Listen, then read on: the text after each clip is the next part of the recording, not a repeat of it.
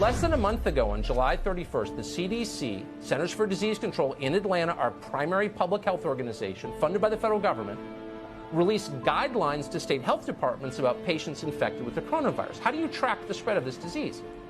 In a footnote in the release, the CDC acknowledged that researchers lack evidence that, quote, masks offer any protection against coronavirus, any, at all.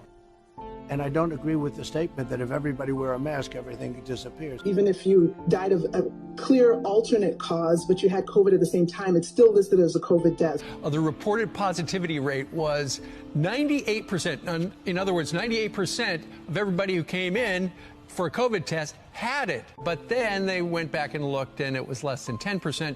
Hey, Dr. Fauci said don't wear a mask. Our Surgeon General, terrific guy, said don't wear a mask. Everybody was saying don't wear a mask. All of a sudden, everybody's got to wear a mask. Here's Tony Fauci, the most political man in the most political city in America, telling you that going broke isn't really a big deal. I know it's difficult, but we're having a lot of suffering, a lot of death. This is inconvenient from an economic and a personal standpoint, but we just have to do it. Remember when you respected that guy? Remember when he seemed like a legitimate public health expert? We do. He was on the show. We treated him like a physician. Now it's clear Fauci is just another oily politician on an ego trip, just like the rest of them. The infection type is influenza, 11,000 deaths. Influenza in 2018-19, 10,000. COVID-19 in 2020, 3,000. Everyone who's listed as a COVID death doesn't mean that that was the cause of the death, but they had COVID at the time of death. I hope that's helpful. Thanks to restrictions that are rooted in politics rather than science, children cannot go to school or play with their friends. Parents can't go to work. People can't get married or attend funerals. Human contact has been drastically curtailed. These are not small things. They're essential human needs.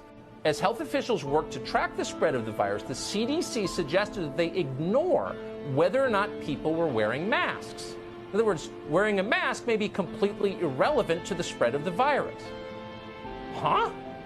So there is still no proof that masks protect us against COVID-19? Why is the entire media, the entire leadership class of the United States of America ignoring this? Masks are obligatory. They're mandatory everywhere.